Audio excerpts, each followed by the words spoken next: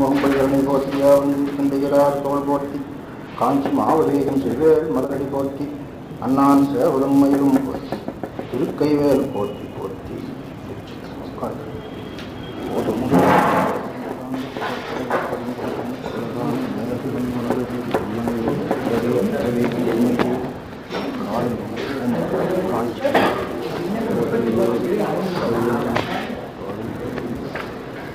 இன்னைக்கு தக்கன் தவஞ்சை படம் தான் சொன்னோம். உபதேச படம் முடிஞ்சது. முதல் படம் உபதேச படம், அது முடிச்சிட்டோம். அடுத்து தக்கன் தவம் செய்யப்படலாம் சொல்லணும்.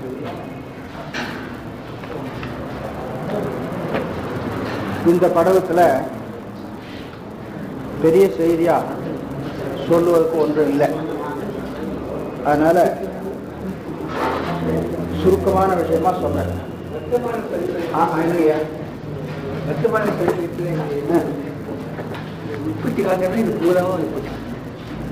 தட்சனுக்கு சிவபெருமானுடைய முதன்மையை உணர்த்தினான். அதுதான் அந்த உபதேச படலத்தில் படித்தோம். அத்தகைய சிவபரம்பொருளை வழிபட்டு தான் எல்லாரும் பெரிய சிறப்பை அடைந்தார்கள்.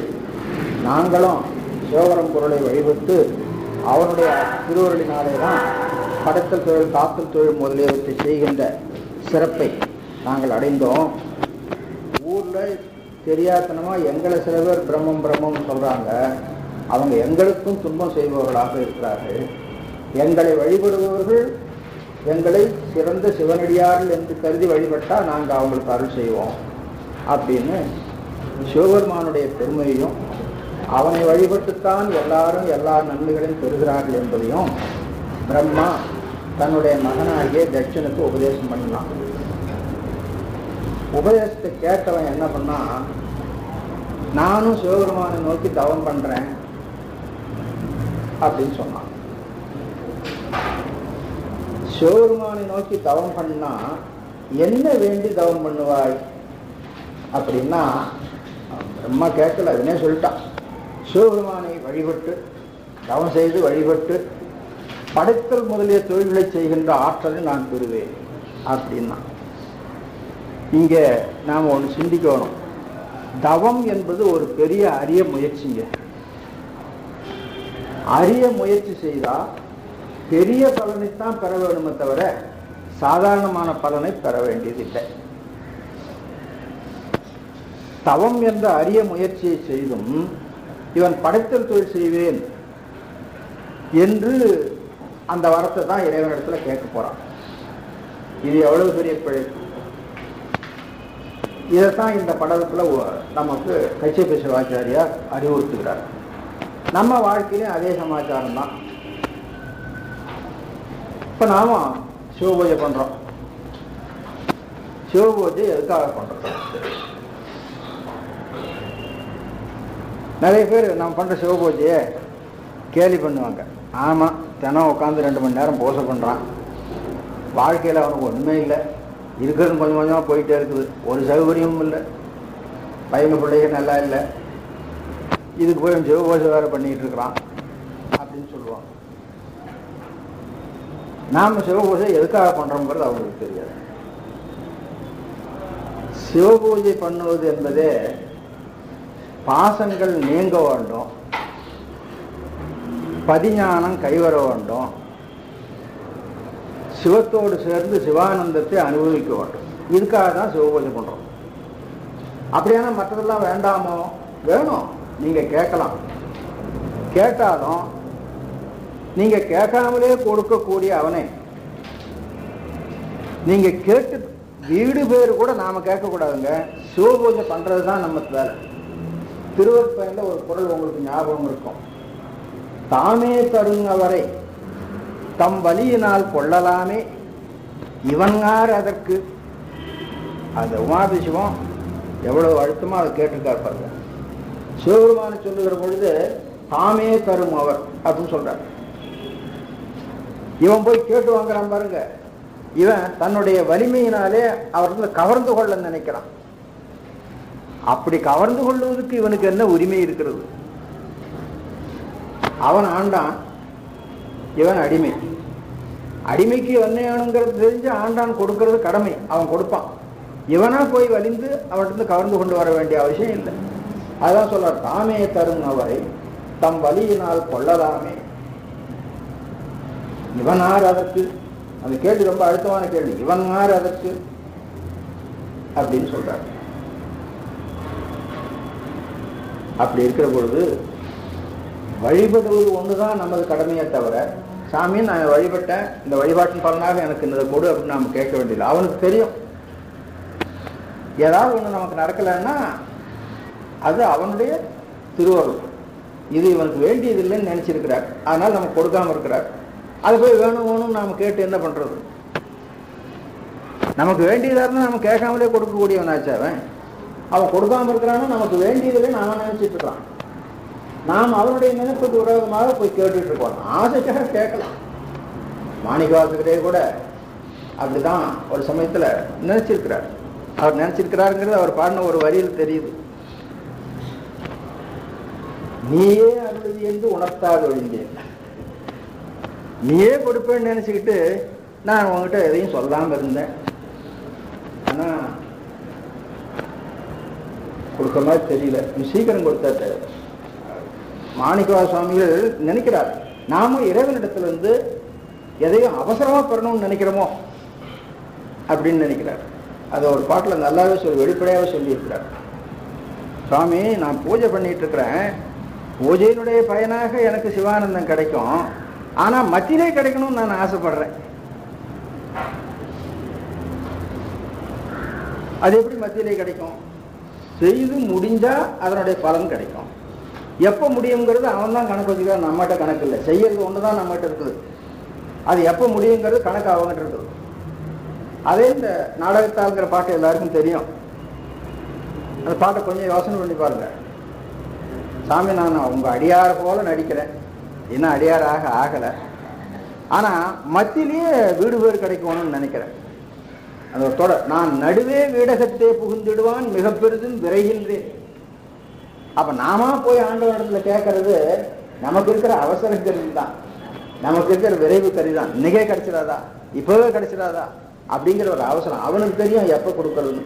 நீங்க எத்தனை தரம் கேட்டாலும் சரி, எப்ப கொடுக்கணுமோ அப்பதான் கொடுப்போம்.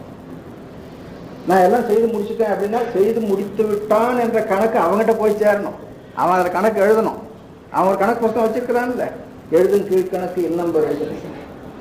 அதனால எதுவும் அவங்ககிட்ட கேட்க வேண்டியது இல்லைங்க.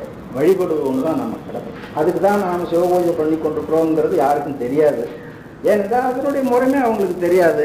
அதனால அவங்க என்ன பண்ணுவாங்க, ஆமா 2 மணி நேரம் சிவபூஜை பண்றான், என்னத்தை கண்டாங்க அப்படின்னு சொல்லுவாங்க. அதுக்காக நாம வருத்தப்படக்கூடாது. ஒரே ஒரு வருத்தம் தான், அவங்களுக்கு அது தெரியலையே அப்படிங்கிறது.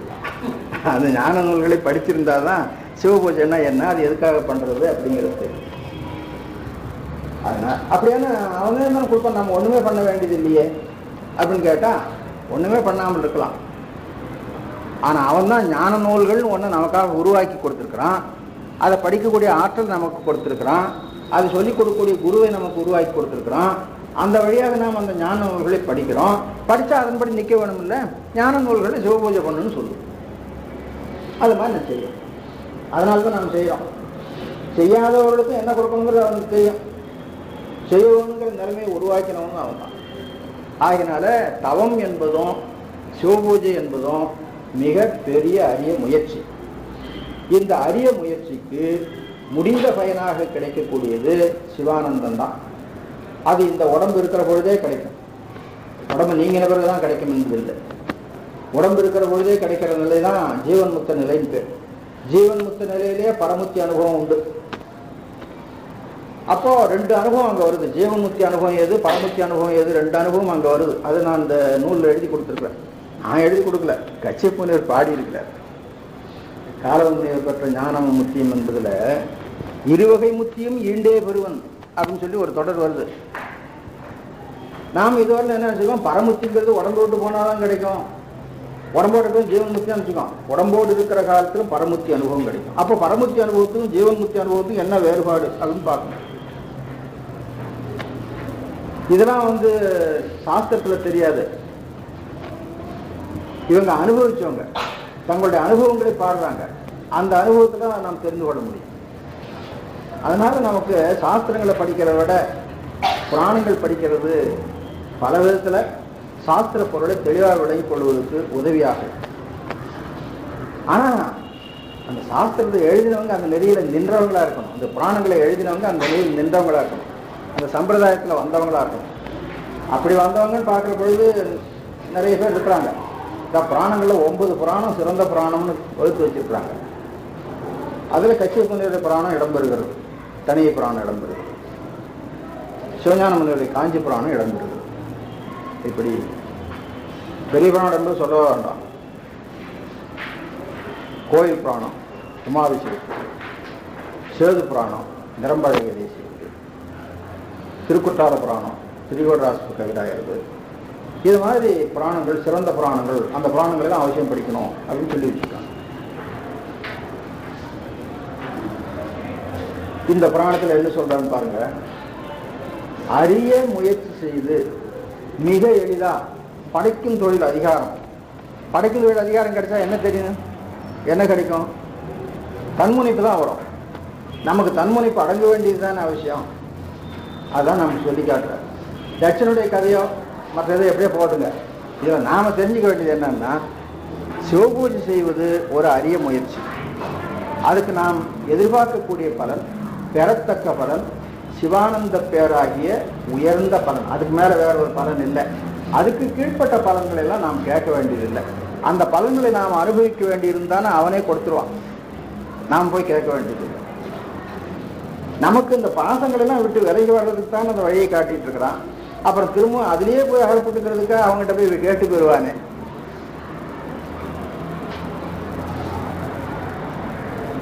அந்த விஷயம் தான் இங்கே வருதுங்க. முதல் பாட்டையே பாருங்க.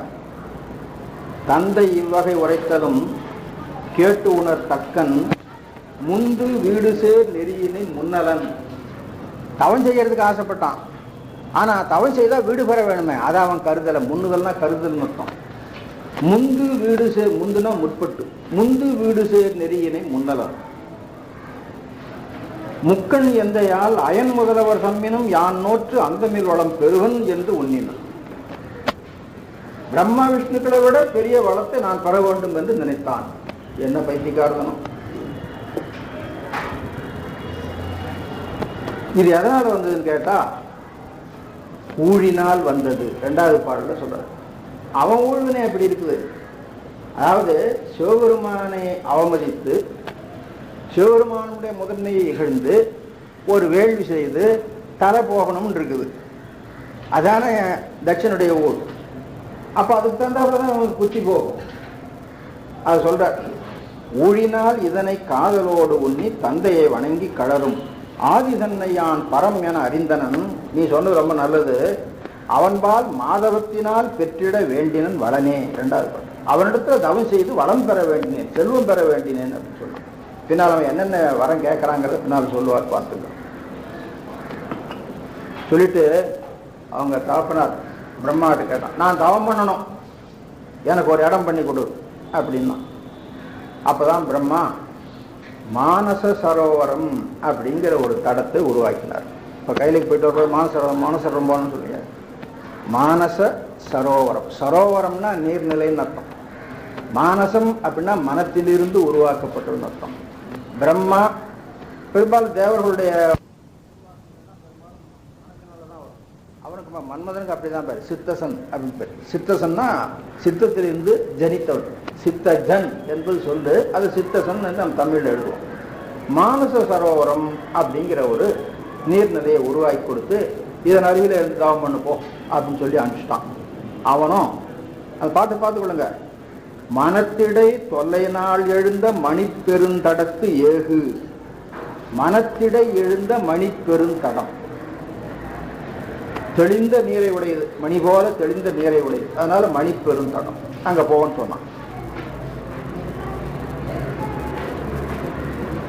அந்த போனான் தட்சன் மானசரோவரத்துக்கு. இந்த மானசரோவரத்தை பார்த்தா எப்படி இருக்குன்னு கேட்டா, இறைவனுடைய திருவருளையே பார்த்த மாதிரி இருந்தோம். எல்லாருக்குமே எதில் போனாலும் சரி அந்த ஞாபகம் தான் வரும். அப்பர் சுவாமிகள் நீற்றறையில் இருந்தார். நீற்றறை அவர் எப்படி இருந்தது? எந்தை திருவடி நீழலாகி குளிர்ந்தது, அப்படிதான் சேர்க்கிறார் சொல்றார். அவரால் ஓமையெல்லாம் போட்டு பாருங்க. மாசில் வேணுங்கிற பாட்டில் ஈசன் எந்த இணையடி நீழல் அப்படின்னு பாடி காட்டியிருக்கிறார். அவன் போய் பார்த்தான் அந்த தடத்தை. ஈசன் நல்லருள் அன்னதோர் மானதம் என்னும் வாச நீர் தடம் போகி. அப்போ நாமெல்லாம் கைலா யாத்திரைக்கு போறீங்க இல்லையா, மானசரோவரத்தை பார்த்தா இறைவனுடைய திருவள்ளியே தரிசிக்கிற மாதிரி. மானசரோவரம் வேண்டாங்க, எந்த குளத்தை பார்த்தாலும் அன்பர்களுக்கு இறைவனுடைய திருவருள் மாதிரி தான் தோணும். மாணிக்கவாசகர் அப்படித்தானே கண்டார். திருவம்பாவில் பாடுறாருல்ல, பைங்கோடை கார்மலரால் எங்கள் பிராட்டியும் எங்கோனும் போன்றி செய்த பொங்குமடு அப்படின்ட்டு அந்த தீர்த்தத்தை பார்த்தா சிவசக்தி மாதிரி அவருக்கு தெரியும். இது எல்லா இடத்துலையும் வரும். மானசரோவரத்தை பார்த்த உடனே அவனுக்கு இறைவனுடைய திருவருள் அப்படின்னு அவ்வளவு குளிர்ச்சி, இறைவனுடைய திருவடி நீழல் அவ்வளவு குளிர்ச்சியார். அது சொன்னார். உடம்பு மெலியிடபடி தவம் பண்ணாங்க. அந்த தவத்தை பற்றி ஒரு பாட்டு சொல்றாங்க. அதுல யோக மார்க்கத்தை வச்சிருக்கிறார். யோக மார்க்கம்னா வெறும் அஷ்டாங்க யோக மார்க்கம் வைக்கிறீங்க, அஷ்டாங்க யோக மார்க்கத்தோடு சேர்த்து பிராசாத யோகத்தை வச்சிருக்கிறார். இது ஒரு அரிய விஷயம். இந்த படலத்தை வச்சுக்கிறவங்க இந்த பாட்டை நல்லா ஞாபகம் எடுத்துக்கொள்ள வேண்டும். முடியுமானா மனப்பாடம் பண்ணிக்கிட்டா கூட நல்லது. இளைஞர்களாக இருக்கிறவங்க மனப்பாடம் பண்ணிக்கலாம். பின்னால் நீங்கள் எங்காவது கந்தபுராண சொற்பொழிவு அது இது பண்ண போனீங்கன்னா உங்களுக்கு இது உதவியாக இருக்கும். பாருங்க அந்த பாட்டு, 5வது பாட்டுங்க. சிவாய நம. வாங்க. காலை நேர்பெற ஓட்டியே கனலினை மூட்டி பாலங்கார் பயன் வீட்டியே தன் ஒரு படிவத்து ஏதும் அன்பினில் மஞ்சனம் ஆட்டியே இறைக்கு சீல மாமலர் சூட்டி உள் பூசனை செய்தான். அகப்பூசை. வாங்க சிவாய நம. அகப்பூசை நடக்குது. நாமும் சிவபூஜையில அந்தரியாக பூசை அப்படின்னு நம்ம சொல்றோம். இவன் எப்படி பண்ணியிருக்கான் பாருங்க. யோக மார்க்கத்தோடு கூடிய காலை நேர்பெற ஓட்டி. கால்னா காற்றுங்கிறது எல்லாருக்கும் தெரியும். யோக மார்க்கத்தில் கால்னா காற்று. ரொம்ப சாதாரணமாக கால்னா நம்ம உறுப்பு தான், உடம்புல இருக்கிற உறுப்பு தான். நேர்பெற ஓட்டுதல் அப்படின்னா என்னன்னு கேட்டால் இப்படியும் இப்படியுமா பக்கத்தில் போகாமல் இருக்கும். இடப்பக்கம் போனாலும் அதான் 3 நாடி இருக்குதுங்க. நடுநாடி தான் சுழுமுனை நாடின்னு பேர். இடப்பக்கம் ஒரு நாடி இருக்குது, வலப்பக்கம் ஒரு நாடி இருக்கு. அப்ப காற்றை பக்கமாக ஓட விடாம நேரா ஓட்டணும் அப்படின்னா என்னன்னு கேட்டா இடநாடி வலநாடிகளால் மாறி மாறி போகாம சுழுமுனை நாடி வழியா போகணும். காலை நேர்பெற ஓட்டி. அப்படி ஓட்டினா என்ன ஆகும் அப்படின்னு கேட்டா கனலினை மூட்டி. கனல் என்பது மூலக்கனல், அதுதான் குண்டலினி சக்தி என்று சொல்றது. அது மூலாதாரத்தில் இருக்குது. பிராணவாயுவை சுழுமுனை நாடியில செலுத்த வேணும்னா முதல்ல கும்பகம் பண்ணணும். கும்பகம் பண்ணுகிற பொழுது நாமெல்லாம் காற்று வந்து இங்கே நுரையீரலில் நிறைய நினைச்சிட்டு இருக்கோம். அது அங்கே இல்லை, சுவாதிஷ்டானத்தில் நிறையும். சுவாதிஷ்டானத்துக்கு கீழே இருக்கிறது தான் மூலாதாரம் அப்படிங்கிறது. சுவாதிஷ்டானத்தில் இறங்கி மூலாதாரத்தை தாக்குகிற பொழுது மூலாதாரத்தில் இருக்கிற கனல் மூண்டு. அதான் மூலாதாரத்து மூண்டெழுங்கனலை காலால் எழுப்பும் கணக்கறிவித்து அப்படின்னு விநாயகராகவல்ல பாடப்பட்டது. கனலினை மூட்டி. கனலினை மூட்டின உடனே நமக்கு ஒரு பயன் கிடைக்குங்க. அந்த கனல் இருக்கு பாருங்க, அங்கிருந்து நேரம் இங்க வரும். இங்க வந்து பிரம்மரந்திரம் எல்லாம் நிறைய. இந்த பகுதிக்கு சந்திர மண்டலம் பேர். யோக மார்க்கத்துல மூலாதாரம் முதலாக இருக்கின்ற பகுதியை அக்னி மண்டலம் என்றும் சூரிய மண்டலம் என்றும் சந்திர மண்டலம் என்றும் 3 பகுதியாக சொல்லுவார்கள். இந்த இடமும் சந்திர மண்டலம் தான், இந்த இடமும் சந்திர மண்டலம் தாங்க. இதுக்கு மேல எல்லாம் சந்திர மண்டலம் தான். இதுக்கு கீழே இது சூரிய மண்டலம், அதுக்கு கீழே அக்னி மண்டலம். அப்படி வர்ற பொழுது முதல் பயன் இங்க கிடைக்கும். அந்த மூலாதாரத்து கனல் இருக்குத இந்த இடத்துல வந்து நிற்கும். இந்த இடத்துல வந்து நின்றுதானா அந்த பிராணவாயுவும் இந்த கனலும் சேர்ந்து இங்க இருக்கிற மதிமண்டலத்தை இழகச் செய்யும். மதிமண்டலத்தை இழகச் செய்தா அங்கிருந்து அமுதகாரை வழியும். அது உடம்பு முழுவதும் நனையும். அது ஒரு சுகமான அனுபவம். யோக மார்க்கத்தில் இருப்பவர்களுக்கு இந்த அனுபவம் கிடைக்கும். ஆனா இது இடைப்பட்ட அனுபவம், இது வேண்டாம். இங்க சொல்ற சிவஞான சித்தியார்ல யோக மார்க்கத்தை பற்றி சொல்லுகிற பொழுது சகமார்க்கம் புலனடுக்கி தடுத்து வழி இரண்டும் என்று தொடங்கி அமுது உடலம் முட்ட தேக்கி, முட்டனா முழுவதும் அர்த்தம், உடம்பு முழுவதும் அந்த அமுததாரையை தேக்கி அப்படி இருக்க வேண்டும் அப்படின்னு சொல்றார். அது வெறும் யோக மார்க்கம் மட்டும்தான் சொல்லி இருக்கிறார். ஏன்னா அவர் அங்க சொல்ல எடுத்துக்கொண்டது அதுதான். அது வேண்டாம் ஐயா, தட்சன் அதை விட்டான். பாலம் ஆறு பயன் வீட்டி, பாலம்னா நெற்றின்னு அர்த்தம். நெற்றியிலே பொருந்துகின்ற பயனாகிய மதிமண்டலம் இழகச் செய்து அமிர்ததாரை ஒழுகச் செய்கின்ற, உடம்பு முழுவதும் நனைய செய்கின்ற அந்த பலனை வேண்டான்னு வீட்டினா அழித்து, வேண்டான்னு விட்டு. அவனுக்கு வேண்டியது வேற. அது சொல்றான், தன் உரு படிவத்து ஏலும் அன்பினால் மஞ்சனம் ஆட்டி. இப்ப பாருங்க அகப்போசை வருது. இது வரலும் போதோடு நின்றுட்டா அது யோகம். இப்ப நாம அகப்பூசைக்கு யோக மார்க்கம் உரியது. அகப்பூசைக்கு பிராணாயாமம் வேணும், அகப்பூசைக்கு மூலாதாரத்தை எழுப்ப வேணும், அதை மேலே வரலும் போக வேணும், எல்லாம் செய்ய வேண்டும். ஆனாலும் அகப்பூசை என்பது எந்த இடத்துல நடக்குது அப்படின்னு கேட்டா இதயத்தானத்தில் நடக்கும். அகப்பூசையில இது ஓமத்தானம், இது பூசைத்தானம், இது தியானத்தானம். இந்த இடத்துல ஓமம் செய்து, இந்த இடத்துல அஷ்டபுஷ்பங்களால் அர்ச்சனை பண்ணி, இந்த இடத்துல தியானம் பண்ணணும். இதெல்லாம் நாம வெளியில பண்ற மாதிரி பண்ண முடியாது. ஆனா வெளியில பண்றதெல்லாம் உள்ள பண்ணணும்னு விதி இருக்குது. ஆனா நமக்கு எல்லாம் பாவனையினாலதான் நாம் செய்யறோம். அதனால வெளியில பண்ற மாதிரி அவ்வளவு பக்குவமா பண்ண முடியாது. குறைந்தபட்சம் அந்த அந்தரியாக பூசை சமயத்துல அந்த தியானத்தையாவது, இங்கே குண்டலினி அனலை ஓம்பிங்கிறதுக்கெல்லாம் நாம ஒன்றும் பண்ண முடியாது. இந்த இடத்துல பூஜை ஓரளவு பண்ணிக்கலாம். இந்த இடம் தியானம் நல்லாவே பண்ணலாம். அத சொல்றாங்க, அன்பினில் மஞ்சனம் ஆட்டி சிவபெருமானுக்கு அபிஷேகம் பண்றார் இதயத்தானத்துல வச்சு. விதிமுறை இறைக்கு சீல மாமலர் சூட்டி. சீல மாமலர், சீலம்னா ஒழுக்கம் அர்த்தம். ஒழுக்கம் என்று பொதுவாக சொல்லி இருக்குது. அஷ்டபுஷ்பம் அர்த்தம். அகப்பூசைக்குரிய அஷ்டபுஷ்பம் கொல்லாமை, பொறை முதலான 8. அதனால சீல மாமலர் சூட்டி. இப்ப அட்டபுஷ்பம் சூட்டுன்னு சொல்றார். உள் பூசனை செய்தான். அப்ப அவன் யோகம் செய்தானா அந்தரியாகம் செய்தானா அப்படின்னு கேட்டா, இந்த பாட்டுல முதல்ல யோகத்தை தொடங்கி இருக்கிறார், பின்னால கொண்டு போய் உள் பூசனை செய்தான்னு முடிச்சிருக்கிறார். அப்போ அந்தரியாக பூசைக்கும் பிராணாயாமம் அவசியம்.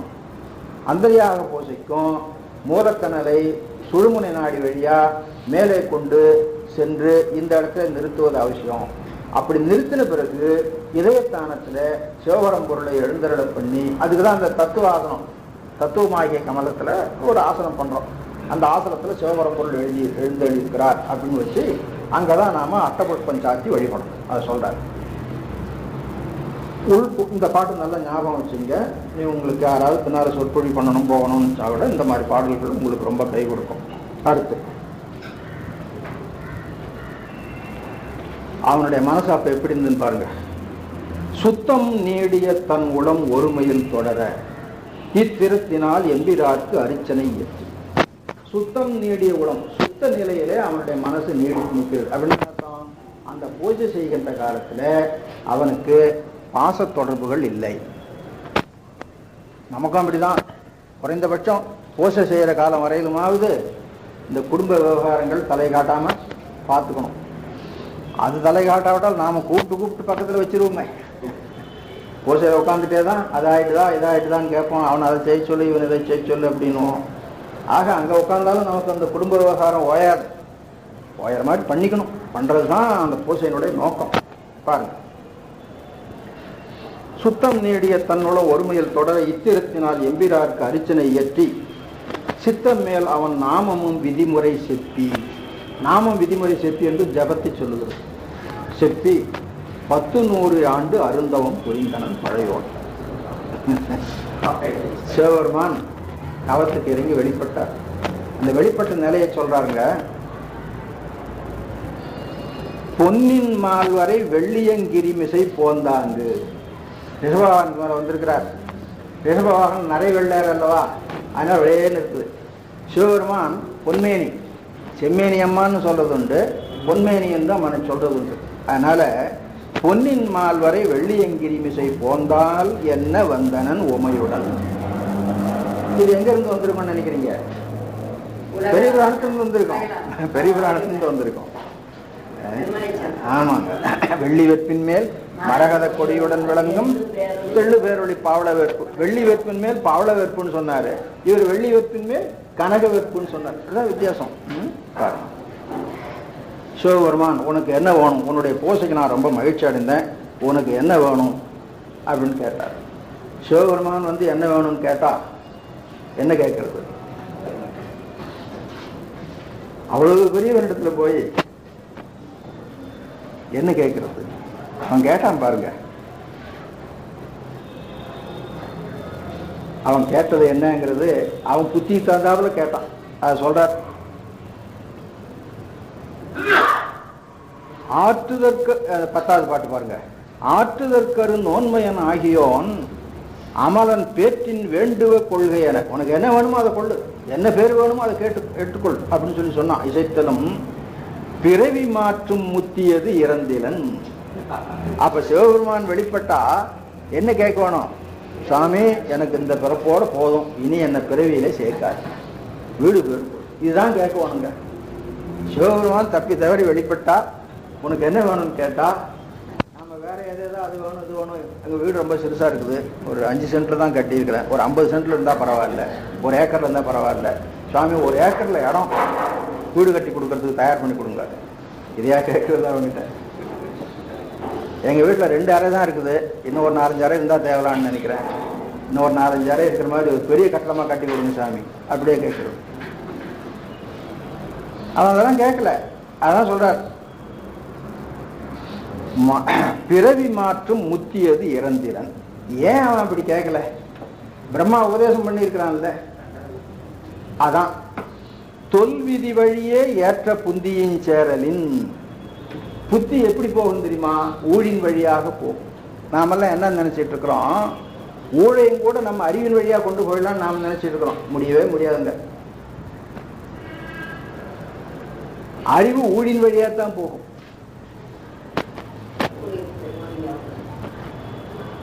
அதனால ஞாபகம் வச்சுக்கணும். உங்களுக்கு அறிவு எப்ப தெளிவடையும் கேட்டா நல்லூழ் இருந்தா தெளிவடையும்.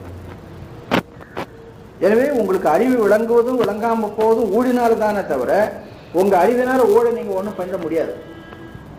திருவள்ளுவர் அதான் சொல்லி வச்சிருக்கோம். முயற்சியை வற்புறுத்தின அதே திருவள்ளுவர் ஊழை வற்புறுத்துகிற பொழுதும் முயற்சியை வற்புறுத்த பொழுதும் முயற்சியும் ஊழினால் தான் வரும், அறிவும் ஊழினால் தான் வரும் அப்படின்னு சொல்றாரு.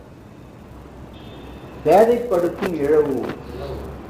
நாம் பொருளை இழப்பதற்கு காரணமாகிய ஊழ் நமக்கு இருந்ததானா அது முதல்ல நமக்கு என்ன பண்ணும் தெரியுங்களா? அறியாமையை கொடுக்கும். அறியாமையினாலதான் எதையும் இழக்க முடியும். அதனால முதல்ல அறியாமையை கொடுக்கும். அப்புறம் செய்துட்டு துன்பப்படுவான். எனக்கு அப்பவே தெரியாம போச்சு, அதான் வருத்தம், அப்பவே தெரியாம போச்சு. பேதைப்படுக்கும் இழவு ஊழ், அறிவு அகற்றும் ஆகல் ஊழ் உட்கடை. ஒன்னும் தெரியாத ஒரு சாதாரண மனுஷனா இருப்பான். அவன் ரொம்ப சூட்சமா வேலை செய்து நிறைய பணம் சம்பாதிச்சிருப்பான். ஆனா அவனுக்கு எப்படா இப்படி புத்தி வந்தது அப்படின்னு அவன் ஆச்சரியப்படுவான். அது ஆச்சரியப்படுறதுக்கு ஒண்ணும் இல்லை. அந்த பொருளை பெற வேண்டுங்கிற ஊழ் அவனுக்கு இருந்தது. அந்த ஊழ் அவனுடைய அறிவை தூண்டிட்டு அந்த அறிவினால அவன் செய்தான் அவனுக்கு கிடைச்சது. ஆக உங்களுக்கு அறிவு ஊழினால் தான் வரும். அதே போல முயற்சியினால ஊழையும் வந்து விடலாம்னு எல்லாரும் சொல்லிட்டு இருக்கிறோம்ல. திருவள்ளுவரே அப்படிதான் சொல்லிட்டா, ஊழையும் உப்பக்கம் காண்பர் உழைவின்றி தாழாது உயர்த்துபவர். உயர்த்துபவர்னு சொல்லல, உயர்த்துதல்னா முயற்சி செய்தல்னு அர்த்தம். அந்த முயற்சி செய்தலுக்கு 2 அடைமொழி போட்டு வச்சிருக்கிறார். அதை பார்க்கணும். உழைவென்றி உயர்த்த வேணும், தாழாது உயர்த்த வேணும். அந்த முயற்சியில சோர்வு அடையக்கூடாது, மத்தியில நிறுத்தக்கூடாது, தொடர்ச்சியா செய்துக்கிட்டே இருக்கணும். ஆனா உங்களுக்கு ஊழல் என்ன பண்ணும்? தொடர்ச்சியா செய்ய விடாம தடுக்கும், மத்தியில ஒரு தளர்ச்சியை கொடுக்கும். அதனால திருவள்ளுவர் என்னமோ முயற்சியினால ஊழை வென்று விடலாம்னு சொல்லிட்டாரு நீங்க நினைச்சிட்டு இருக்காதீங்க. அதுக்கு இந்த குரலை தான் எல்லாரும் எடுத்து பேசுவாங்க. அந்த குரல் அதுக்கு ஒத்துக்கவே ஒத்துக்காது. அது ஒத்துக்காது. இதெல்லாம் இலக்கியங்கள்ல பார்க்கக்கூடிய சூட்சமுங்க. நீங்க தோலமா பார்த்தீங்கன்னா திருவள்ளுவர் முயற்சியினாலே ஊழை வென்று விடலாம்னு சொல்லியிருக்கிறார் அப்படின்னு எல்லாம் பேசுவாங்க. அந்த முயற்சிக்கு ஒரு அடைமொழி போட்டிருக்கிறார். அந்த அடைமொழி என்ன சொல்லுகிறதுன்னு பார்க்கணும். உயர்த்துதல் தான் முயற்சி பண்ணுது. உழைவின்றி உயர்த்துதல், தாழாது உயர்த்துதல், ரெண்டு நிலைமை கொடுத்திருக்கிறாரு. அப்ப என்ன பண்ணும் ஊழ் அப்படின்னு கேட்டா, உழைவை ஏற்படுத்தும், தாழ்வை ஏற்படுத்தும். அதை கடந்து உங்களால செய்ய முடியாது. அதான் அதை வேற எங்காவது சொல்லி இருக்கிறாரா அப்படின்னு கேட்டா சொல்லி இருக்கிறார்.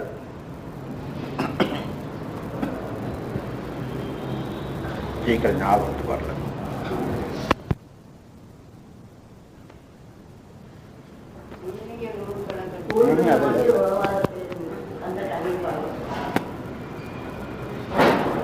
அது அறிவுக்கு நுண்ணிய நூல் பழக்கத்துங்கிறது அறிவுக்கு தான் வரும்.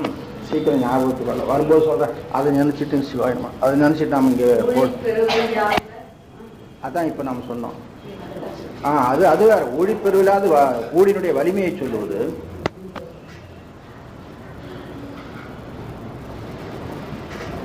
சீக்கிரம் ஞாபகம்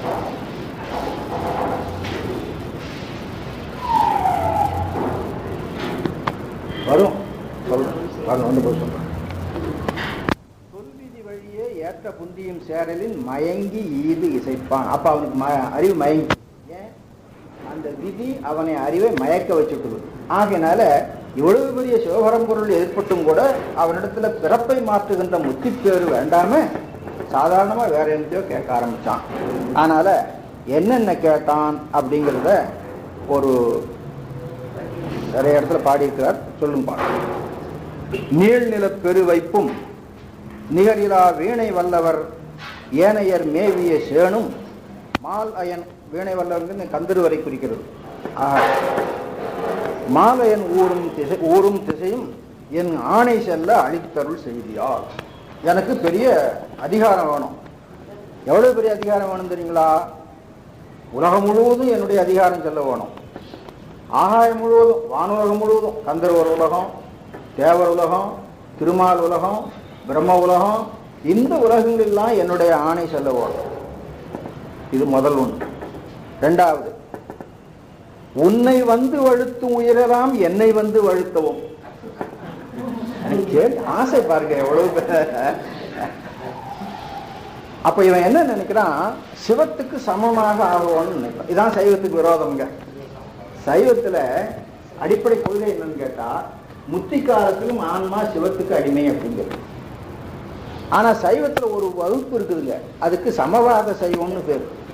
முத்தி காலத்துல ஆன்மா சிவத்துக்கு சமமாக இருக்கும், ஆன்மா சிவத்தை போல ஐந்தொழில் செய்யும் அப்படின்னு அந்த வாதிகள் சொல்லுகிறார். இது ஒரு, அதாவது சைவ சித்தாந்தத்துக்கு வேதாந்தம் என்று சொல்லப்படுகின்ற மாயாவாதம் எப்படி ஒரு பெரிய விரோதமோ, அதை போல சிவசமவாதம் என்று சொல்லுகின்ற சைவம் ஒரு பெரிய விரோதம். அவங்கெல்லாம் என்ன பண்ணிருக்கிறாங்க? சிவஞான சித்தியாருக்கே அந்த கொள்கை கூட உரை எழுதிட்டாங்க. எப்பவுமே ஒரு ஞாபகம் வச்சுங்க, ஒரு மூல நூல் செய்யுள் இருக்குது இல்லையா, அது அவங்க நோக்கிற நோக்கு தகுந்தாப்புல எல்லாம் அர்த்தம் கொடுக்கும். அதோட உண்மை அர்த்தம் எது அப்படின்னு பார்த்து பண்ணணும். அது ஞானப்பிரகாசருங்கிறவர் சிவசமவாத கொள்கைப்படி சிவஞான சித்தியாருக்கு உரை எழுதிட்டார். சிவஞான சித்தியாருக்குரிய 6 உரையில அது ஒரு உரை.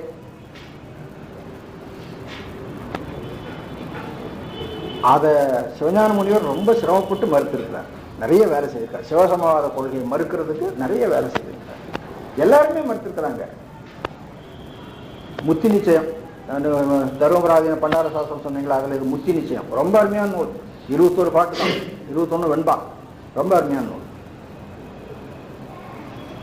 சைவ சித்தாந்த முத்தினா என்ன அப்படின்னு அது வரையறை பண்ணுது. மற்றவங்க சொல்லுகிற முத்தியை மறுக்கிறது. அதுல ஆன்மானந்தவாதம்னு ஒண்ணு உண்டு, சிவசமவாதம் ஒண்ணு உண்டு. இந்த 2 வாதமும் அதுல மறுக்கப்பட்டு சித்தாந்த முத்தி நிறுவப்படுகிறது. ரொம்ப அருமையான நூல். ஏதாவது ஒரு விழாவில் யாரையாவது ஒரு சொற்பொழி பண்ண சொல்லுங்க, ஒரு 2 மணி நேரம் தான் பண்ணிடலாம்.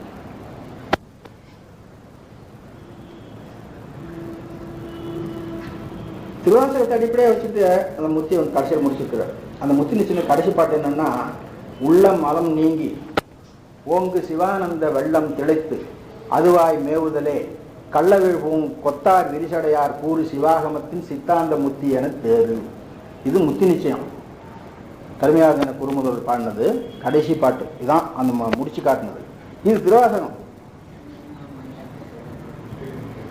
அந்த தொடர் அப்படியே வரும் பாருங்க, அவ்வளோ அருமையான நூல். இது எல்லாருமே அந்த சிவசமாதத்தை மறுத்துருக்கிறாங்க. இவன் சிவபெருமானுக்கு சமமாக தான் இருக்கணும் அப்படின்னு நினைச்சான். இங்கேயாவது பரவாயில்ல, சிவபெருமானுக்கு சமமாக இருக்கணும்னு நினைச்சான். அடுத்தாவது ஒரு கேள்வி கேட்பா பாருங்க, ஒரு வரம் கேட்பா பாருங்க, சிவபெருமானை விட மேலே போயிடணும்னு நினைக்கிறான். ஆமா ஆமா, உன்னை வந்து வழுத்தும் உயிரெல்லாம் என்னை வந்து வழுத்தவும். இந்த சமயத்துல இவ்வளவு வரம் கேட்டாலும் கூட கொஞ்சம் நல்ல புத்தி அவனுக்கு இருந்திருக்குது. ஆனா அது தப்பி போச்சு. புத்தி இருந்ததை தவிர அந்த புத்தி சமயத்துல உதவாம தப்பி போச்சு. அந்த தொடர் பாருங்க, யான் இனி நின்னையன்றி நெஞ்சாலும் பிறதமை பின்னை வந்தியா பெற்றியும் ஈதியா. ரொம்ப அருமையான வேண்டுதல். அப்ப நல்ல புத்தி அந்த நேரத்தில் இருந்திருக்குது. இந்த கெட்ட புத்தி இருந்த சமயத்திலும் கூட கொஞ்சம் நல்ல புத்தி இருந்திருக்குது. ஆனா இது என்ன ஆச்சுன்னு கேட்டா சமயத்துல பயன்படாம போயிட்டு. அதான் முன்னால கேட்ட வரத்தினுடைய பலன். முன்னால கேட்ட வரத்தினுடைய பலன் இந்த நல்ல வரத்தை கூட அடிச்சுட்டு போயிட்டு. இந்த தொடர் நம்ம நல்லா ஞாபகம் வச்சுக்கணும். யான் இனி, இனின்னா இப்பொழுதிலிருந்துன்னு அர்த்தம். இனி நின்னை அன்றி நெஞ்சாலும் பிறர்தமை பின்னை வந்தியா பெற்றி. பிறர்தமை வந்தியா பெற்றி, வந்தித்தல்னா வணங்குதல் அர்த்தம். வந்தியா பெற்றி வணங்காத தன்மை. பின்னை அப்படின்னா பிறகுன்னு அர்த்தம் இல்ல, பின்னின்று வந்திய, அதாவது வழிபடுதலுக்கு பின்னிற்றல்னு பேருங்க. யார்ட்டா ஒருத்தர் போய் கேட்கணும்னா அது பக்கத்துல போய் முன்னால போய் கேட்கக்கூடாது. இப்படி பக்கத்துல பின்னால தொடர்ந்து போயிட்டு ஐயா எனக்கு இது வேணுங்க, கொஞ்சம் செய்து கொடுங்க, இது கொஞ்சம் செய்து கொடுங்க கேட்டுக்கிட்டே போகணும் பின்னால. அதுக்கு பின்னிற்றல், இறந்து பின்னிற்றல்னே பேர். அதுக்கு பிற்றை நிலைன்னு பேர். ஆசிரியர் இடத்துல மாணவன் படிக்கிற பொழுது அந்த பிற்றை நிலை என்பதை கடைபிடிக்கணுங்க. ஆமா, பிற்றை நிலை முனியாது கற்றல் நன்று அப்படின்னு சொல்லி சொல்றோம். அதனால நல்ல புத்தி, நல்ல வரம் கேட்டிருக்கிறான். ஆனா அது பயன் தரலையே. பயன் தராத போனது காரணம் என்ன? எல்லா உலகத்திலும் என்னுடைய ஆணை செல்ல வேணும், உன்னை வந்து வணங்க வரணும், என்னையும் வணங்கணும். இதை கேட்டான் பாருங்க, இதுதான் அதை பயன்படுத்தாம விட்டு போச்சு. பின்னை வந்து யா பெற்றியும் ஈதியார் ஆய தேவர் அவனர்கள் யாரும் யான் ஏய செய்கை இயற்றவும். நான் ஏன்னா ஏவியன்னு அர்த்தம். ஏவிய என்ற சொல்லி ஏன்னு வரும். யான் ஏய செய்கை, நான் என்ன தொழிலை செய்ய சொல்லி ஏவினேனோ அந்த தொழிலை அவர்கள் செய்ய வேண்டும். ஏய செய்கை இயற்றவும். யார் யார் கேட்டான்? தேவர்களும் அவனர்களும். இப்போ ரெண்டு பேரும் தன் பக்கத்தில் வர சொல்லி கேட்டிருக்கிறான். இதான் பெரிய பைத்தியகாரத்தனமா போச்சு. அதை அவனன் பிடிச்சிக்கிட்டான். தட்சனுக்கு இவ்வளவு அருமையான வரங்கள்லாம் கிடைச்சிருக்குன்னு நினைச்ச உடனேயே அவனருடைய குரு இருப்பார்ல சுக்கராச்சாரியார், அவர் போய் அவனர் தலைவர்கிட்ட சொன்னான், அவன் நல்ல வரம் வாங்கி வச்சிருக்கிறான், தேவர்கள் எல்லாம் வாட்டுறதுக்கு தான் சந்தர்ப்பம், நீ அவங்ககிட்ட போய் சேர்ந்து. பிரம்மனுக்கு புதல்வனாய் பிறந்தும் தட்சன் அவனர்களுடைய சகவாசத்தை உடையவனாக ஆய் இவனும் ஒரு அவனன் போனவே ஆயிட்டாங்க. தேவர்களுக்கு துன்பம் கொடுக்க ஆரம்பிச்சிட்டாங்க. அதை சொல்ற ஏய செய்கை இயற்றவும். இதுக்கு மேல எற்கு நற்செயினோர்களும், நல்ல பிள்ளைகள் பிறக்க வேண்டும். சேயினா குழந்தைன்னு அர்த்தம். நற்செயினோர்களும் சிற்றிடை மாதரும், நல்ல மனைவி, அப்புறம் பெண் பிள்ளைகள், அதையும் வச்சுக்கோ. மாய்வில் கொள்கையில் மல்கவும் நல்குதி, நிறைய வேணும் அப்படின்னு கேட்டான். ஆயிரமா பெற்றான் நல்குதி. இது சாதாரண சத்தம் பரவாயில்ல, குடும்பத்தில் இருக்கணும் அதுதானே கேட்பான். நல்ல மனைவி வேணும், நல்ல புத்திர பேர் வேணும் அப்படின்னு கேட்பான். அதில் ஒன்றும் சொல்ல. அதுக்கு மேலே ஒரு கேள்வி கேட்டான் பாருங்க. ஆதியாகி அனைத்தையும் ஈன்ற நின் பாதியான பராபரை யான் பெரும் மாதராக. உனக்கு ஒரு பாதியிலே இருப்பவளும் பராபரை, சக்திகளுக்கெல்லாம் மேலானது, மேலானதுக்கெல்லாம் மேலானது, பராபரை என்று சொல்லப்படுவோடும் ஆகிய உன்னுடைய ஆதியாகி அனைத்தையும் ஈன்ற நின் பாதியான பராபரை யான் பெரும் மாதராக. இங்க என்ன ஆகுது தெரியுங்களா? ஆன்ம சுத்தி இல்லைன்னு ஆகுது. தசகாரியத்துல எல்லாத்தையும் சொல்லிட்டு இல்லை, ஆன்ம தரிசனம். ஆன்ம தரிசனம் வரும்போது என்னன்னு கேட்டா, தத்துவங்கள் அறிவற்றன, நான் தத்துவங்கள் அல்ல, தத்துவங்களின் வேறான நான் அறிவுடையவன் அப்படிங்கிற உணர்வு வருதுங்க. அதான் ஆன்ம தரிசனம். ஆனால் என்ன ஆகுதுன்னா, நானே தான் எல்லாம், இவ்வளவு எனக்கு எப்படி வந்து திருவருள் எனக்கு கொடுக்கறது தானே, நான் தானே கர்த்தா, திருவருளும் எனக்கு ஒரு கருவி, நான் சொல்ற மாதிரி திருவருள் கேட்கணும் அப்படிங்கிற எண்ணம் வந்துருங்க அந்த ஆன்ம தரிசனம் வர்ற பொழுது. அது அடங்குற நிலைக்கு தான் ஆன்ம சுத்தின்னு. ஆன்ம சுத்தின்னா என்னன்னு கேட்டா, ஆன்மா தன்னுடைய முனைப்பினாலே எதுவும் நடக்காது என்று அறிந்து திருவருளிலே ஒடுங்கி விடவும், என்னுடையதுன்னு ஒன்றும் இல்லைன்னு ஆயிடணும். அந்த நிலை வந்து ஆன்ம சுத்தி. அந்த ஆன்ம சுத்தி வந்தாதானுங்க சிவயோகம் என்பது கிடைக்கும். ஆன்ம சுத்தி சிவயோகம் ரெண்டும் ஒண்ணு. இவனுக்கு அது வரல. தவம் பண்ணா, அந்தரியாக பூசை பண்ணா, எல்லாம் பண்ணா, ஆனாலும் இவனுக்கு ஆன்ம சுத்தி என்றும் சிவயோகம் என்றும் சொல்லப்படுவதாகிய ஞான செயல்கள் வாய்க்கவில்லை. இந்த கதையை படிக்கிற பொழுது அங்கே தத்துவம் எங்க கூடவே வந்துட்டு இருக்குன்னு பார்க்கணும். கதை படிக்கிற பொழுது தத்துவம் கூடவே எப்படி வருதுன்னு பார்க்கணும்னா தத்துவம் தெரிஞ்சிருக்கணும், மெய்கண்ட நூல் தெரிஞ்சிருக்கணும். தெரிஞ்சிருந்தாலும் தத்துவம். அப்ப இவன் இப்படி கேட்கறான்னா ஏன் கேட்டான் இவன் அப்படின்னு கேட்டா, பூசை செய்தும் சிவயோகத்தில் இருந்தும் கூட சிவயோகம் இவனுக்கு கைவரவில்லை. சிவயோகத்துல திருவருள்ல ஒடுங்கணும். அப்படி ஒடுங்கி இருந்தான்னா இவன் கேட்க மாட்டான். இப்ப இவன் என்ன கேட்கிறான், உன்னுடைய மனைவியாக இருக்கிறவன், உலகமெல்லாம் இயன்றவளுமாக இருக்கின்றவள் என்னிடத்துல குழந்தையா வர வேண்டும் அப்படின்னு கேட்டிருக்க சுவாமியா சிவாய். என்னிடத்தில் குழந்தையாக வர வேண்டும் அப்படின்னு கேட்கிறான். அப்ப என்ன நினைக்கிறான் கேட்டா, சிவசக்தி தான் சொன்னபடி நடக்கணும், சிவசக்தி தான் சொன்னபடி நடக்கணும். அந்த தேவர்கள் தான் சொன்னபடி நடக்கணும்னு கேட்டா தப்பு இல்லை, போயிட்டு போகுதுன்னு விட்டுடலாம். அசுரர்கள் தான் சொல்லபடி நடக்கணும்னு கேட்டா தப்பு இல்லை, போயிட்டு போகுதுன்னு விட்டுடலாம். சிவசக்தியும் எனக்கு குழந்தையா வர வேணும், நான் சொல்றபடி அது கேட்க வேணும் அப்படின்னா, அப்போ சிவசமத்துக்கு மேலேயும் போயிட்டான் இல்லையா? இப்போ சிவசமம் என்ற உணர்வு வந்து சிவசமத்துக்கு மேல நானே முதல், சிவம் என்பதும் சக்தி என்பதும் எனக்கு கருவிகள் அப்படிங்கிற அளவுக்கு வந்துட்டான். இதுதான் இவனிடத்துல வந்து ஒரு பெரிய கேடு. பாருங்க, மாதராக அதுக்கு மேல மறையவனாகி நீ காதலாக கடிமணம் செய்தியால், மறையவனாக நீ காதலாக கடிமணம் செய்தியால். இந்த தொடர்ல கச்சியப்ப சிவாச்சாரியார் தன்னுடைய கவித்துவத்தை வச்சிருக்கிறார். எப்படி கவித்துவத்தை வச்சிருக்கிறார் அப்படின்னா, இப்ப அந்த தொடருக்கு நேரா அர்த்தம் பண்ணி பாருங்க. நீ மறையவனாகி ஒரு பிராமணனாக வந்து காதலாக அவளிடத்துல அன்புடையவனாக இருந்து கடிமணம் செய்து திருமணம் செய்து கொள். இதுதான் சாதாரணம். மறையவனாகி வெளிப்படாம வரணும், அப்படிதான் வரப்போலாம். அது வந்து கச்சியப்ப சிவாச்சாரியர் என்ன பண்றாரு, இதுதான் கவித்துவம் அப்படிங்கிறது. காவியத்துல பின்னால என்ன நிகழப்போதோ அதை முன்னால சில தொடர்கள்ல குறிப்பா சொல்லி வச்சிருவாங்க. அப்ப நீ எப்படி வர வேணும், மறையவனா தான் வரப்போறான். வெளிப்படை பொருள் நீ பிராமணனாக வந்து கல்யாணம் பண்ணிக்கோ அப்படிங்கிறான். மறையவனாக மறைந்து வந்து அவளை அழைத்து கொண்டு போய் அப்படின்னு சொல்ற மாதிரி இருக்குது.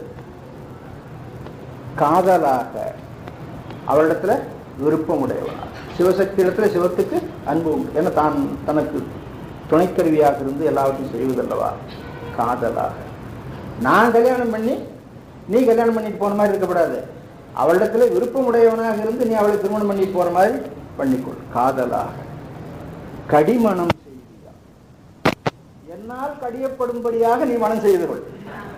கடிமணம் என்பது சாதாரண ஒரு வார்த்தை. இப்போ கம்பர் கவிச்சக்கரவர்த்தின்னு சொல்றோமே, கச்சியப்ப சிவாச்சாரியார் கவிச்சக்கரவர்த்தி இல்லையா? காப்பியத்தினுடைய பின் நிகழ்ச்சிகளை முன்னால கொண்டு வந்து ஒரு சின்ன தொடர்ல குறிப்பு பொருளா வச்சிருக்கிறார். இப்படிதான் கவிஞர்கள் காப்பியம் பாடுவார்கள், சொற்கள் அப்படி வந்து அமையும். அப்போ ரொம்ப அருமையான கவித்துவம். ஆனா கவித்துவம்னு தெரியாது. தெரியணும்னு சொன்னா அந்த பின்னால் இருக்கிற நிகழ்ச்சிகள்லாம் நினைவுக்கு வரணும். அது இது கூட ஏதாவது வந்து ஒட்டுதான் பார்க்கணும்.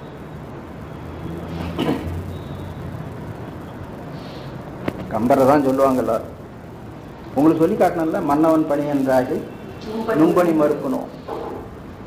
அரசன் சொல்லாவிட்டாலும் நீங்க சொன்னா நான் மருத்துவா போறேன். ஒரு பொருள், நேரான பொருள். மன்னவன் பணி அன்று. தசரதன் இப்படி சொல்லியிருக்க மாட்டான், நீ தான் சொல்ல வச்சிருக்கிற, நின் பணி. ஆனாலும் தொடரலாம். என் பின்னவன் பெற்ற செல்வம் அடியனேன் பெற்றதென்றோ. என் பின்னவன் பெற்ற செல்வம், அவன் பரதன். நான் பெற்றதைத்தானே அவன் பெற்றான். இவன் என்ன பெற்றிருக்கிறான்? இப்ப காட்டுக்கு போய் சன்னியாசம் பண்ணான், அதுதான் அவனும் பெற்றான். கைகை நினைச்சிட்டு இருக்கிறா பரதனுக்கு நாம் ராஜ்யபாரத்தை வாங்கி கொடுத்துருக்கிறோம்னு. ஆனா பரதன் பெறப்போவது எது? சன்னியாச வாழ்க்கை தான். அது யாருக்கு தெரியும்? ராமனுக்கு தான் தெரியும். அதுதான் கைகைக்கு சொல்லுகிறான், என் பின்னவன் பெற்ற செல்வம், என் பின்னவனாகிய பரதன் பெற்றதாக நீ கருதி கொண்டிருக்கின்ற இந்த அரசு செல்வம் அடியனேன் பெற்றதென்றோ. அடியனேன் பெற நான் ராஜாவா இருக்க வேண்டியது, நான் பெற்றது அது அவன் பெற்றான், எல்லாரும் மேலோட அர்த்தம் பண்ணிடுவான். அவனுடைய நோக்கம் என்னன்னு கேட்டா, நான் இப்ப என்ன பெற்றிருக்கிறேன்? தாழிரின் ஜடைகள் தாங்கி தாங்கரும் தவமே. அதான் அவன் பெற்றான். உனக்கு தெரியல, இன்னும் கொஞ்சம் நாளானா புரிஞ்சுக்குவேன். இந்த கருத்துல கம்பர் அங்க பாடுவார். அப்போ கம்பர் தான் அப்படி பாடுவார் அப்படின்னு ஒண்ணு நினைக்காதீங்க. கம்பரை போல அநேக சக்கரவர்த்திகள் இருந்திருக்கிறார்கள். அவரையே மேடையேற்றி நாம் பழகிட்டோம். அதனால அவரை தவிர வேற யாரும் இல்லை அப்படின்னு சொல்றோம். பாரதியார் வேற பாடி வச்சுட்டாரு. பாரதியார் மேல குறை சொல்றேன்னு நினைக்காதீங்க. யார் மறிந்த புதவரில் கம்பனை போல் வள்ளுவன் போல் லங்கோவை போல் பூமிதனில் யார் உண்மை முயற்சி இல்லை அப்படின்னு பாடிட்டாரு. கம்பனுக்கு பிறகு யாருமே பிறக்கலையா? அப்ப பாரதியாருடைய கவிதையை ஒரு உயர்வு நிகழ்ச்சியா வச்சுக்கணுமே தவிர அதான் உண்மைன்னு வச்சுக்கப்படாது. கம்பருக்கு பிறகு நாட்டுல கவிஞரே பிறக்கல அப்படின்னா அது எவ்வளவு பைத்தியக்காரத்தனம். அதுக்காக நாம பாரதியாரை குறை சொல்றது இல்லை. அந்த பாரதியினுடைய வாக்குக்கு எப்படி அர்த்தம் பண்றது? நீங்க இருக்கிறீங்க, வேற விஷயம். நீங்க இருக்கிறீங்க, யாரோ ஒருத்தர் முன்னால செஞ்சு இவர் தெரிஞ்சது போல வேற யாரும் தெரிஞ்சது இல்லை அப்படின்னு சொன்னா அந்த இடத்துல அவரை புகழறதுக்கு நீங்க அந்த வார்த்தையை பயன்படுத்திக்கிறீங்க, அவ்வளவுதான். அவரை தவிர வேற யாரும் இல்லைன்னு அர்த்தம் கிடையாது. அந்த மாதிரி தான். அதனால இப்படி கந்த புராணத்தை படிக்கிற பொழுது கூடவே கொஞ்சம் அந்த காப்பியத்தன்மை அப்படிங்கிறது கந்த புராணத்தில் எப்படி இருக்குது அப்படிங்கிறது நாம் தெரிஞ்சுக்கணுங்க. அவசியம் தெரிஞ்சுக்கணும். தெரிஞ்சுக்கிறது மட்டும் இல்லைங்க, இந்த மேடை போட்டு பேசணும். கந்த புராணமும் நல்ல காப்பியம்தான் அப்படிங்கிறத பொதுஜனங்க தெரிஞ்சுக்கணும். அந்த அளவுக்கு இது புலவர்களை தயார் பண்ணணும். தமிழ் புலவர்கள் வந்து படிக்கணும். சைவ சித்தாந்தமும் சரி புராணமும் சரி தமிழ் புலவர்கள் படிக்கணும். அது ஏன் நாங்களாம் படிக்கக்கூடாது அப்படின்னா, மற்றவங்க படிக்கிறதும் தமிழ் புலவர் படிக்கிறதும் ஒரு வித்தியாசம் இருக்குது. அவங்களுக்கு இந்த பாடம் சொல்லியே பழக்கம், பேசி பேசி பழக்கம். அதனால அவங்க ஒரு விஷயத்தை தெரிஞ்சுக்கிட்டாங்கன்னா நல்லா பேசுவாங்க, எடுத்து பேசுவாங்க. மற்றவர்கள்லாம் தெரிஞ்சுக்குவாங்களே தவிர எடுத்து பேச மாட்டாங்க. ஒருத்தர் ரெண்டு பேர் தப்பி தவறி வரலாம், அது வேறு விஷயம். அது தமிழ் படித்தவங்க, தமிழ் படித்து பேச தெரியாதவங்களும் இருக்கிறாங்க, தமிழ் படிக்காமலே நல்லா பேசுகிறவங்களும் இருக்கிறாங்க. அதனால் இப்போ சொல்லாற்றலுக்கு தமிழ் கல்வி பெரிய துணைன்னு சொல்ல முடியாது. கவிதை ஆற்றலுக்கும் அப்படித்தான். சரி, சும்மா அப்படி ஒரு கட்சி பிசுவாச்சாரிய கவி எப்படின்னா பின்னால் நிறைய இடம் வரப்போகுதுங்க. ஒரு அருமையான தொடர் இப்பவே சொல்லிடுறேன், அதை மனதில் நிற்க மாட்டேங்குது. இந்த தட்சன் சந்திரனுக்கு சாபம் கொடுக்குறான். இந்த சாபத்தினுடைய வாக்கியத்தை பாடுறார். மின் கலைகள் எல்லாம் தேய்ந்திலவாக. ஆமா, தேய்ந்து இலவாக, தேய்ந்திலவாக. அந்த தேய்ந்திலவாக என்பதை வேடிக்கை பண்ணி வச்சிருக்கிறார். ஏன்னா அதான் நடந்தது, எதுவும் தேயலை. இரண்டாவது, கலைகள் எல்லாம் தேய்ந்திலவாக. எல்லாம் என்பது கத்தனா, எல்லாம் தேய வேண்டாம், கொஞ்சம் தெரிஞ்சா. என்கிட்ட ஒருத்தர் ஒரு 100 ரூபா கொடுத்து வச்சிருந்தாரு. ஒரு நாள் வந்து எங்க நேற்று உங்கள்கிட்ட பணம் கொடுத்து வச்சுனேன், அதை இன்னும் எல்லாம் வேணுமா? எல்லாம் வேண்டாம். எல்லாம் வேண்டாம்னா என்ன அர்த்தம்? 100 வேண்டாம், கொஞ்சம் ஒரு 60-70 கொடுத்தா போதும். அந்த எல்லாம் என்பதுக்கு அது ஒரு பொருள். இதை வந்து தமிழ் இலக்கணத்துல உண்மையில கொண்டு வச்சிருக்காங்க. எச்ச பொருள் அப்படின்னு சொல்லி அந்த மாதிரி. அப்ப அந்த இலக்கண நுட்பத்தையும் வச்சுக்கிட்டு கலைகளெல்லாம் தேய்ந்திலவாக தொடர் அப்படி நீளம் ஒன்று கலைகளெல்லாம் தேய்ந்தில எல்லா கலைகளும் தேய்ந்திலாம் போட்டோம் அப்படிங்கிறது அப்படி இல்லை. அப்ப எல்லாம் என்பது ஒரு சுருக்கு வச்சிருக்கிறாரு, தேய்ந்திலவாகங்கிற புனர்மொழியில ஒரு சுருக்கு வச்சிருக்கிறாரு. இது போல இந்த கந்த புராணத்துல ஏகப்பட்ட இடங்கள் மேடை போட்டு பேசாம விட்டுட்டோம். நாம சைவர்கள் அப்படியே பூசை பண்ணி விரதத்துக்கு படிச்சு அப்படியே தூக்கி உள்ள வச்சிட்டோம். 10 பேர் சொன்னதானே ஆகும், 10 மேடையில் பேசினாதானே ஆகும். நமக்கும் ஒரு காப்பியம் இருக்குது அப்படிங்கிறது தெரியணும் இல்லை. அது காரணம் இன்னொன்று உண்டு. பெரிய புராணம் இதனுடைய இடத்தை பிடிச்சிக்கிட்டு இருக்கு.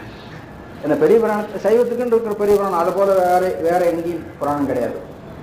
நாயன்மார்கள் வரலாறு இருக்கிற மாதிரி ஆழ்வார்கள் வரலாறா ஆச்சாரம் அவங்க என்னத்தையும் ஆழ்வார் பிரபாவம்னு என்ன பண்ணிட்டு இருக்கிறாங்க. அது ஒன்றும் உபயோகம் இல்லாது. நமக்கு கிடைச்ச மாதிரி அவங்களுக்கு கிடைக்கல. அது ஒரு சிறப்பாக இருந்ததுனால எப்பவுமே பிரகாசம் உடையதாக இருந்தாலும் கூட தெரியாது. ஒரு நல்ல பெரிய கோயில் சிறப்பாக நடக்குது அப்படின்னா அது பக்கம் நீங்கள் இன்னொரு சின்ன கோயிலை வச்சு அதுக்கு எவ்வளவுதான் நீங்கள் சிறப்பாக விழா முதல்ல பண்ணாலும் கூட அந்த பெரிய கோயிலுக்கு இருக்கிற விழாவினுடைய சிறப்பு இதுக்கு வரவே வராது. அது போல பெரிய புராணம் அந்த இடத்த முழுவதும் ஆக்கிரமிப்பு பண்ணிட்டுது. அப்படி ஆக்கிரமிப்பு பண்ணிட்டதுனால நம்ம கந்த புராணம் கூடுமானவர்களும் ஒதுங்கி போச்சு. திருவிளையாடல் புராணம் கொஞ்சம் கொஞ்சம் தலை நீட்டிட்டு இருக்குது. கந்த புராணம் அந்த அளவு கூட தலை நீட்டல.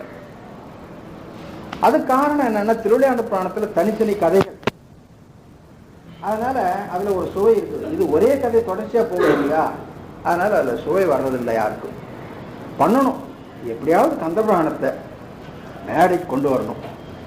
கந்த புராணத்துக்குன்னு ஒரு விழாவை பண்ணணும். கந்த புராணத்தினுடைய கவித்துவத்தையும் பாத்திர படைப்பையும் காப்பிய அமைப்பையும் பேசணும்.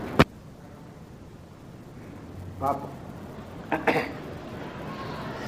என்று தக்கன் எம்பதும் இங்கு இது நன்று உனக்கு அது நல்கினும். இங்கு இது நன்று உனக்கு, உனக்கு வேண்டியதுதான் நீ கேட்டிருக்கிற. என்ன அர்த்தம்?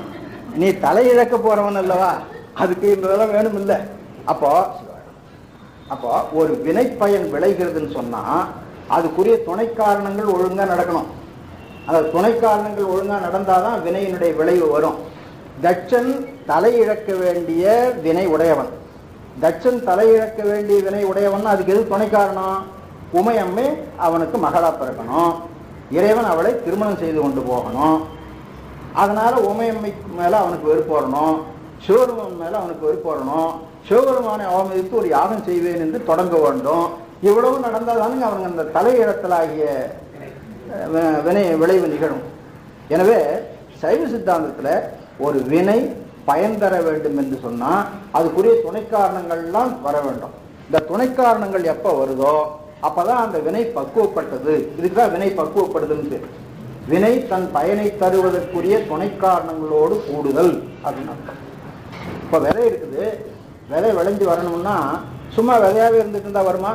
விதைக்குள்ளதான் முளை இருக்குது. ஆனா வெறும் விதையிலிருந்து முளை வராது. அதுக்கு மண் வரணும், தண்ணீர் வரணும், பருவம் வரணும்.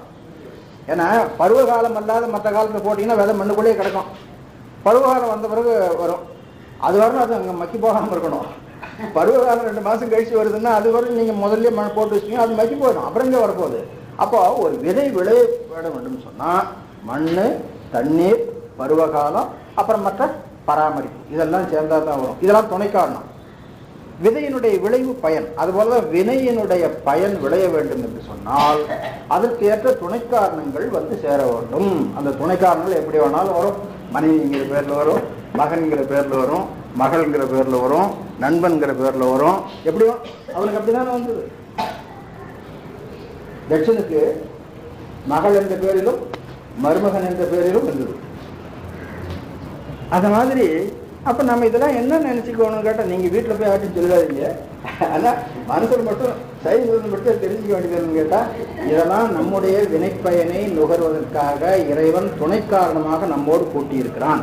இந்த துணை காரணங்கள் நம்மோடு கூடாவிட்டால் நாம் அனுபவிக்க வேண்டிய வினைப்பயனை அனுபவிக்க முடியாது. இதுதான் சாஸ்திரம். சாஸ்திரத்தை அனுபவத்தில் வச்சு சொல்லுங்க, அனுபவத்தில் வச்சு சொல்லுங்கன்னா நான் என்ன சொல்லட்டும்? இப்படி சொன்னா உங்களுக்கு கஷ்டமா இருக்கும். ஆனா இதுதான் உண்மை. பாருங்க, நன்று உனக்கு அது நல்கினம். அதுக்கு மேல ஒரு விஷயம் சொன்னார் சாமி. நன்னெறி நின்று எண்ணில் நிலைக்கும் இச்சீர். நன்னெறி நின்று எண்ணில் நிலைக்கும் இச்சீர். இது அவன் காதுல வாங்கியே இருக்க மாட்டான். ஏன்னு கேட்டா, நன்று உனக்கு அது நல்கினம் அப்படின்னு சாமி சொன்னோன்னு ரொம்ப சந்தோஷம் வந்துடும். ரொம்ப சந்தோஷம் வந்தா அடுத்தாப்புல என்னங்கிறது தெரியாது. இதே தாங்க சூரபதுமன் கதையில் நடந்தது. இப்போ இந்த தட்சகாண்டம் கந்தபுராணத்துல சூரபதுமன் கதைக்கு இணையான ஒரு கதை.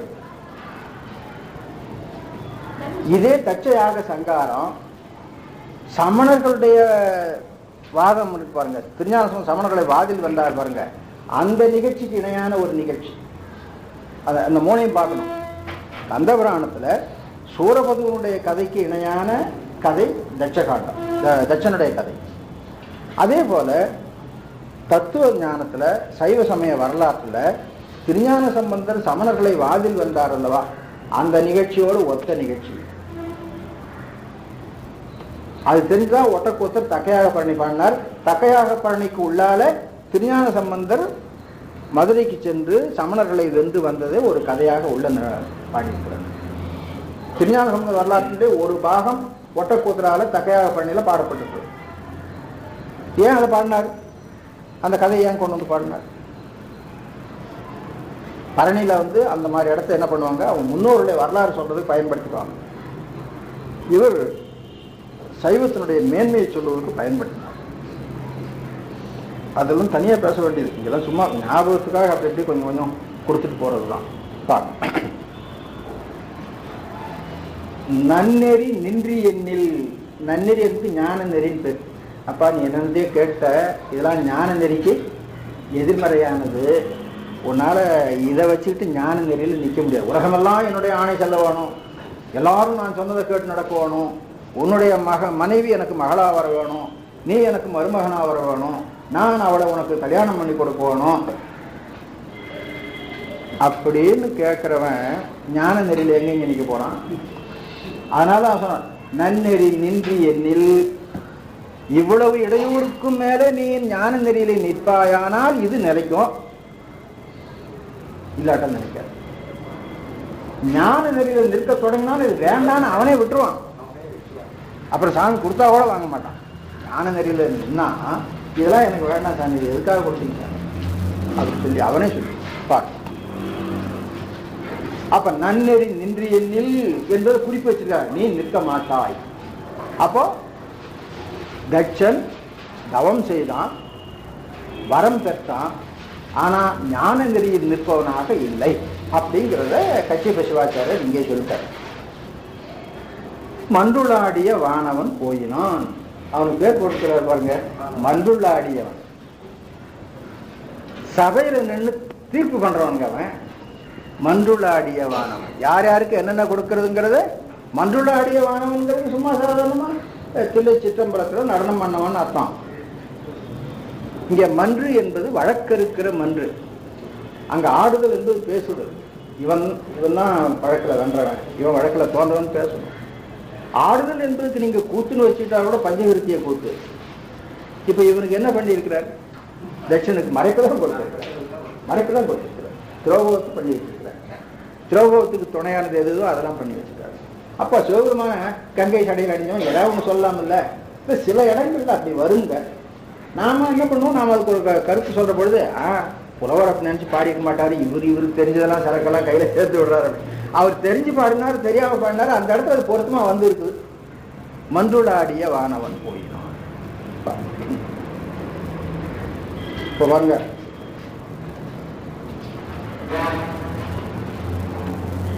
இந்த வரமெல்லாம் கிடைச்சதுனால தட்சனுக்கு ரொம்ப சந்தோஷம். 17ஆம் பாட்டு பாருங்க. ஓகை மேயவன். ஓகை என்பது ஓகைன்னு வருங்க. ஓகை மேயவன், உவகையை பொருந்தியவன். அதனால அவனுக்கு என்ன வரும்? இது கேட்டதுனால ஒரு கர்வம் தான் வரும், பெற்ற வரத்தினால ஒரு கர்வம் தான் வரும். அப்புறம் பிரம்மாவை கூப்பிட்டான். கூப்பிட்டு, நீ சொன்ன மாதிரி தவம் பண்ண, சிவபெருமான் வந்தார், அவர்கிட்ட நான் வேண்டியதுதான் கேட்டு பெற்றேன், நான் அரசாட்சி பண்ணணும், எனக்கு ஒரு நகரம் பண்ணி கொடு அப்படின்னு பிரம்மாவை கேட்டான். பிரம்மா அவன் கேட்ட உடனே ஒரு பெருமூச்சு வந்தது, ஒரு சிரிப்பு வந்தது. இவ்வளவு பெரிய தவத்தை செய்து இவ்வளவு பெரிய பெருமான் முன்ன வந்த பொழுது நீ போய் போய் இதையா கேட்ட அப்படின்னு சொல்லி பாருங்க. 18வது பாட்டு. தக்கன் சிவனடி உண்ணி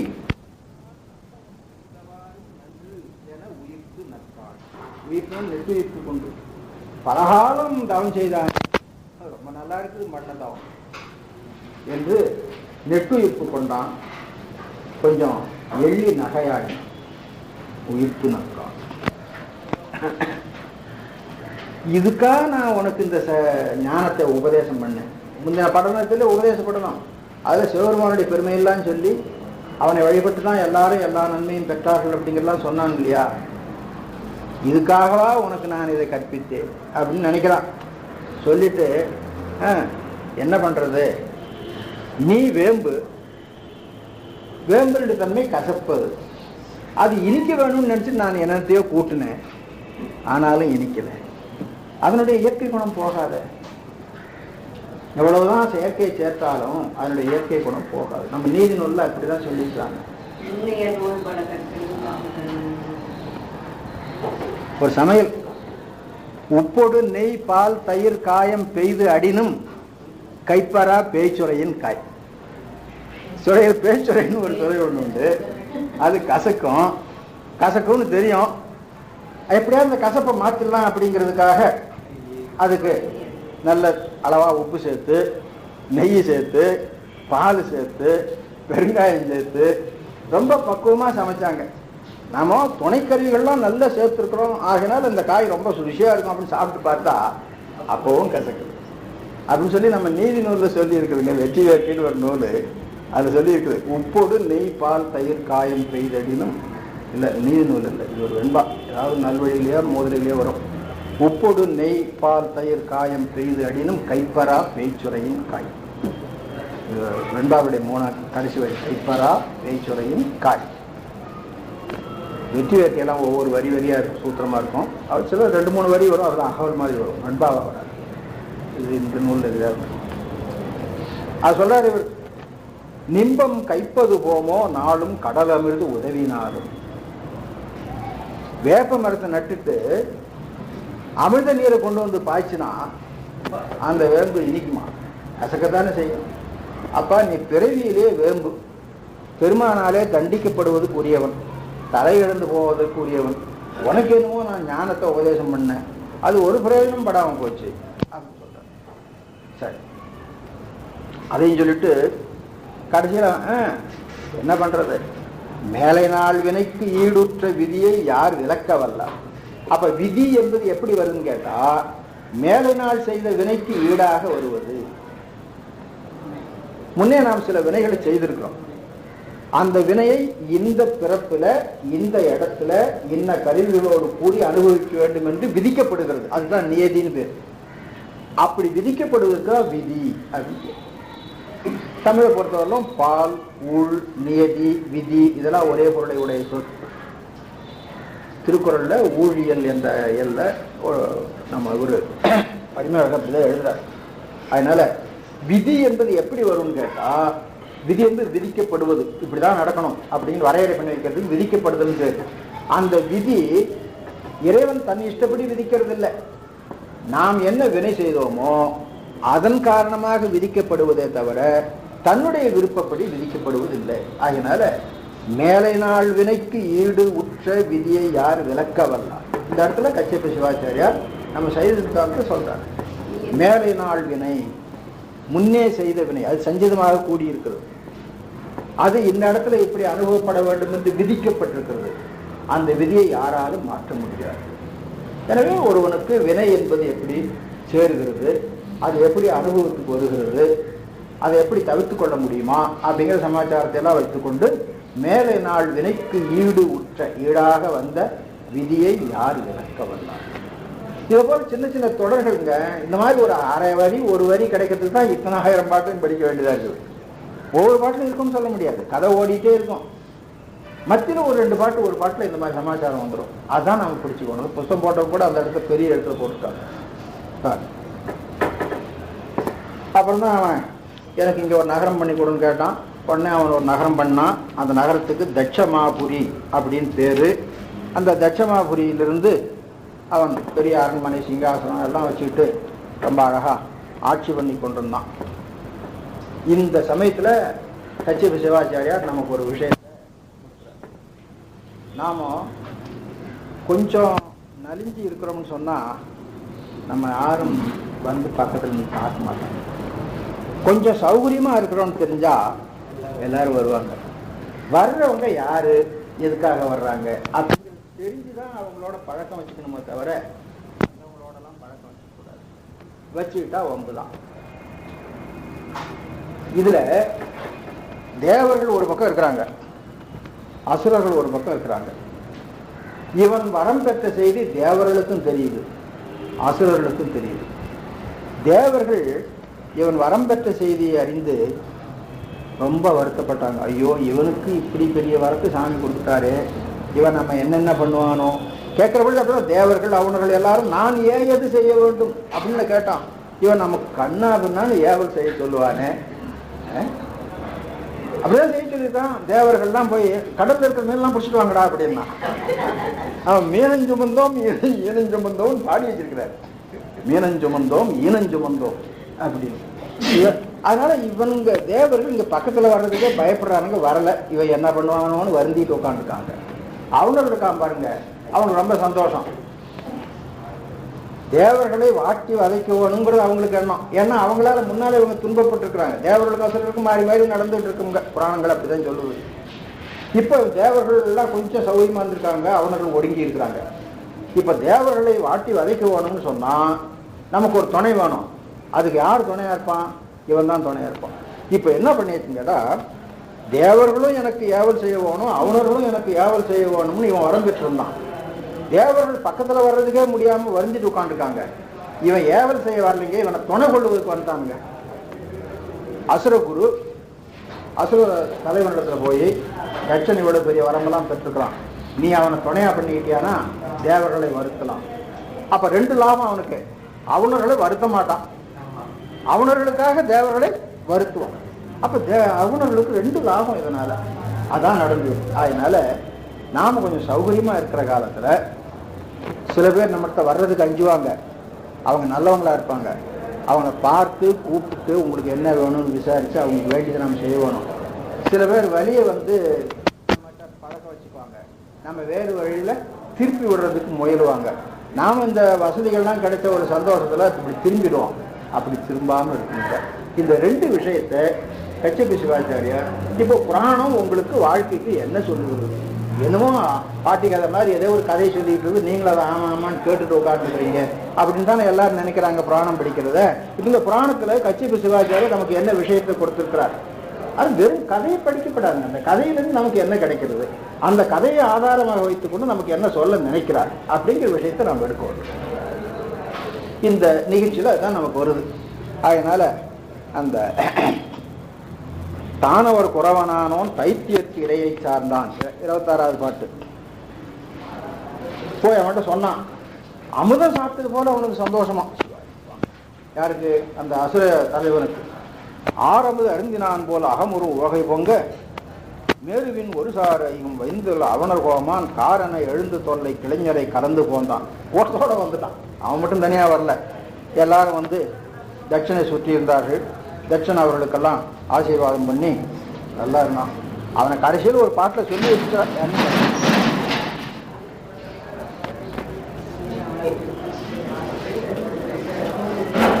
உணராத்தக்கன்.